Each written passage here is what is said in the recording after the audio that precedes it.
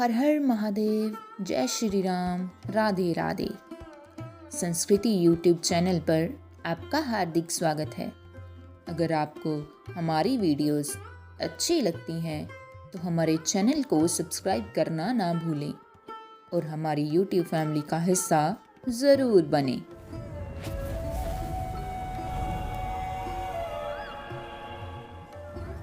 गरुड़ पुराण प्रमुख हिंदू धर्म ग्रंथों में से एक है। किसी की मृत्यु के बाद घर परिवार के लोग ब्राह्मण द्वारा ये ग्रंथ सुनते हैं। इस पुराण में भगवान विष्णु ने अपने वाहन गरुड़ को मृत्यु से संबंधित अनेक गुप्त बातें बताई हैं। मृत्यु के बाद जीवात्मा यमलोक तक किस प्रकार जाती है, इसका विस्तृत वर्णन गरुड़ पुराण में बताया गया है। गरुड़ पुराण के अनुसार जिस मनुष्य की मृत्यु होने वाली होती है वे बोलना चाहता है लेकिन बोल नहीं पाता। अंत समय में उसकी सभी इंद्रियां नष्ट हो जाती हैं और ये जड़ अवस्था में हो जाता है, यानी हिलडुल भी नहीं पाता। इसके बाद उसके मुख से झाग निकलने लगता है और लार टपकने लगती है। उस समय दो यमदूत आते हैं। उनका चेहरा बहुत भयानक होता है। नाखून ही उनके शस्त्र होते हैं। उनकी आंखें बड़ी बड़ी होती हैं। उनके हाथ में दंड रहता है। यमराज के दूतों को देखकर प्राणी भयभीत होकर मल मूत्र त्याग करने लग जाता है। उस समय शरीर से अंगुष्ठ मात्र यानी अंगूठे के बराबर जीव हा हा शब्द कराता हुआ निकलता है, जिसे यमदूत पकड़ लेते हैं। यमराज के दूत उस शरीर को पकड़कर उसी समय यमलोक ले जाते हैं, जैसे राजा के सैनिक अपराध करने वाले को पकड़कर ले जाते हैं। उस पापी जीवात्मा को रास्ते में थकने पर भी यमराज के दूत डराते हैं और उसे नरक में मिलने वाले दुखों के बारे में बार बार बताते हैं। यमदूतों की ऐसी भयानक बातें सुनकर पापी आत्मा जोर जोर से रोने लगती है, किंतु यमदूत उस पर बिल्कुल भी दया नहीं करते। इसके बाद वह अंगूठे के बराबर शरीर यमदूतों से डरता और कांपता हुआ, कुत्तों के काटने से दुखी हो, अपने पापों को याद करते हुए चलता है। आग की तरह गर्म हवा और गर्म बालू पर वह जीव चल नहीं पाता है और वह भूख प्यास से तड़पता है। तब यमदूत उसकी पीठ पर चाबुक मारते हुए उसे आगे ले जाते हैं। वह जीव जगह जगह गिरता है और बेहोश हो जाता है, फिर उठकर चलने लगता है। इस प्रकार यमदूत जीवात्मा को अंधकार वाले रास्ते से यमलोक ले जाते हैं। गरुड़ पुराण के अनुसार यमलोक 99,000 योजन है।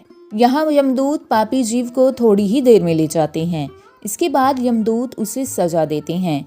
इसके बाद वह जीवात्मा यमराज की आज्ञा से यमदूतों के साथ फिर से अपने घर आती है। घर आकर वह जीवात्मा अपने शरीर में पुनः प्रवेश करने की इच्छा करती है, परंतु यमदूत के बंधन से वह मुक्त नहीं हो पाती और भूख प्यास के कारण रोती है। पुत्र आदि जो पिंड और अंत समय में दान करते हैं, उससे भी प्राणी को तृप्ति नहीं होती, क्योंकि पापी लोग को दान श्रद्धांजलि द्वारा तृप्ति नहीं मिलती। इस प्रकार भूख प्यास से युक्त होकर वह जीव यमलोक जाता है। इसके बाद पापी आत्मा के पुत्र आदि परिजन आदि यदि पिंडदान नहीं देते हैं तो वे प्रेत रूपी हो जाती है और लंबे समय तक सुनसान जंगल में रहती है। गरुड़ पुराण के अनुसार मनुष्य की मृत्यु के 10 दिन तक पिंडदान अवश्य करना चाहिए। उस पिंडदान के प्रतिदिन 4 भाग हो जाते हैं।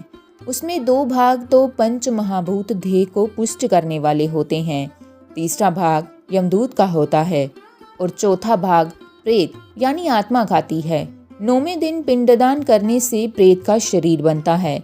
10वें दिन पिंडदान करने से उस शरीर को चलने की शक्ति प्राप्त होती है।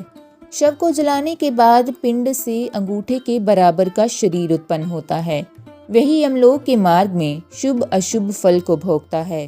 पहले दिन पिंडदान से मूर्धा यानी सिर, दूसरे दिन से गर्दन और कंधे, तीसरे दिन से हृदय, चौथे दिन के पिंड से पीठ, 5वें दिन से नाभि, छठे और 7वें दिन से कमर और नीचे का भाग, 8वें दिन से पैर, 9वें और 10वें दिन से भूख प्यास आदि उत्पन्न होती है।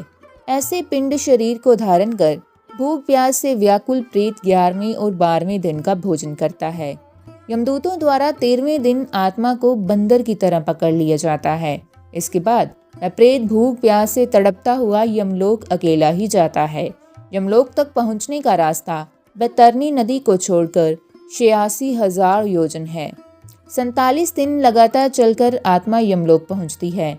इस प्रकार मार्ग में 16 पुरियों को पार कर पापी जीव यमराज के घर जाता है। इन 16 पुरियों के नाम इस प्रकार हैं: सौम्य, सोरपुर, नरेंद्र भवन, गंधर्व, शैलागम, क्रोंच, क्रूरपुर, विचित्र भवन, ब्रह्मपाद, दुखद, नानाक्रंदपुर, सुतपत भवन, रौद्र, पयोवर्षण, शीतढ़य, बहुविति। इन 16 पुरियों को पार करने के बाद आगे यमराजपुरी आती है। पापी प्राणी यम पाश में बंधे हुए मार्ग में हाहाकार करते हुए अपने घर को छोड़कर यमराजपुरी जाते हैं। तो दोस्तों, आज की हमारी कथा यहीं समाप्त होती है। मिलते हैं अगली वीडियो में, तब तक के लिए धन्यवाद।